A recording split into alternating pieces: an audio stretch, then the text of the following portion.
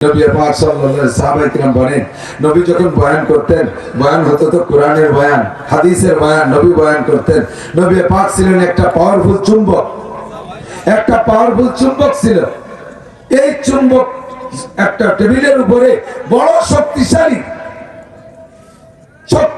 লক্ষ্য পাওয়ারের একটা চুম্বক যদি মাঝখানে রেখে চতুর্দিক দিয়ে ছোট ছোট টুকরা লোহা ছড়াই রাখে, যেমন আমাকে মাঠে টুকরা লোহার মতো ছড়াই রয়েছে, ওই পাশে কয়জন ওই পাশে কয়জন ছড়াই বলা রয়েছে, মাঝখানে একটা শক্তিশালী পাওয়ারফুল চুম্বক রাখা ওই টেবিলের উপরে যে ছোট ছোট লোহা ছড়াই ছিটাই রাখে, এই লোহাগুলো জায়গায় থাকতে পারে না। চুম্বকের আকর্ষণে ওই একটার সাথে একটা মিশতে থাকে, যার যার জায়গায় সে থাকতে পারে না। কথা কোন ঠিক না? সাহাবায়ে কিরাম বলেন, রাহমাতে আলম নবী সাল্লাল্লাহু আলাইহি ওয়াসাল্লাম নিজেই নুরানি রূহানি চুম্বক, আর এরপরে কোরআনে কারীমের চুম্বকের বয়ান যখন দিত, আমরা বসার সময় ছড়াই ছিটাই বসলেও আর জায়গায় থাকতে পারতাম না। ওই নুরানি চুম্বকের আকর্ষণে আস্তে আস্তে মিশতে একের সাথে একে এমন মিশতাম, মাঝখানে একটা আঙ্গুল ঢুকানোর ফাঁকা থাকতো না। এমন করে বসে আছি, জায়গা একটু কম।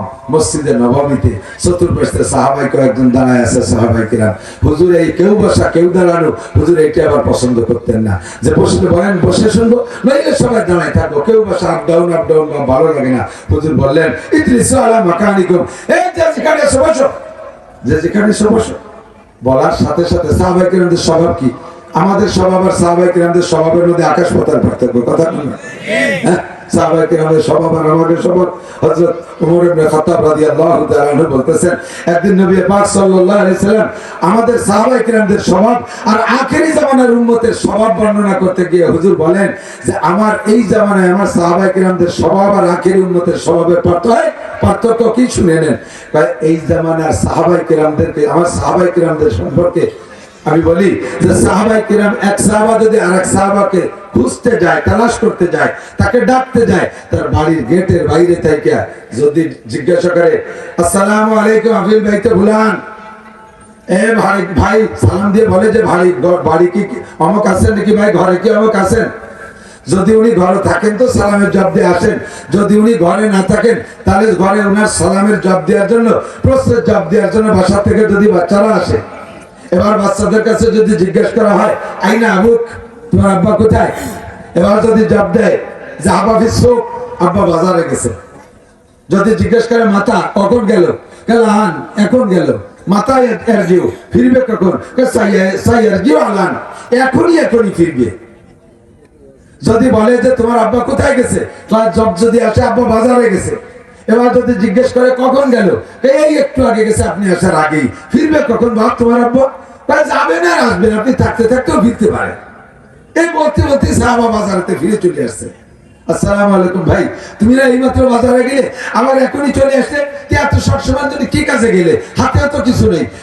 ভাই আমার বাজার তো অত ভালো জায়গা না, মা কান রাসূলুল্লাহ ফাহিশান ওয়ালা মুতাফাহিশান ওয়ালা সাকাবান ফিল আসার, আমাদের নবী তো ফালতু কথা বলতেন না, ফাহাশ কথা বলতেন না, অকথ্য ভাষা বলতেন না। আমার নবী বাজারের ভিতরে এভাবে অনর্থক ফিল্ডিং মেরে বেড়াইতেন না। নবী বলেছেন, আবগাদুল বিলাদে ইলাল্লাহি আসওয়াকুহা, আবগাদুল বিলাদে ইলাল্লাহি আসওয়াকুহা, দুনিয়ার সবচেয়ে নিকৃষ্ট খারাপ জায়গা, যার চাইতে আবগাজ ইসমে তাফজিল উলামায়ে কেরাম সাক্ষী দেন, আবগাজ সবচেয়ে নিকৃষ্ট খারাপ জায়গা, অপছন্দনীয় জায়গা হলো দুনিয়ার মধ্যে। জোরে বলেন কোন জায়গা? জোরে হলো না? সবচেয়ে ভালো জায়গা মসজিদ। বলেন সবচেয়ে ভালো জায়গা? এবার কোন জায়গা বেশিক্ষণ থাকতে মনে চায়? এখন দিই, হ্যাঁ মিথ্যে কথা, বাজারে ভালো লাগে না? প্রত্যেকটা মানুষেরই বাজার ভালো লাগে। মসজিদে গেলে গায়ে যেন আগুন লেগে যায়। ইমাম সাহেব যদি ওয়াজ একটু লম্বা করে ফেলে, ইমাম সাহেব যদি ওয়াজ একটু লম্বা বাড়ায় ফেলে, ইমাম সাহেবরা বারবার সিগন্যাল দেয়, ঘড়ি দেখায়, দামি বিদেশি ঘড়ি আছে, হুজুর টাইমে খেয়াল রাখেন, মানে ওনার বিড়ির জ্বালায় সহ্য আছে, মাথার টানে সইতেছে না, মসজিদের মধ্যে 5 মিনিট সয় না।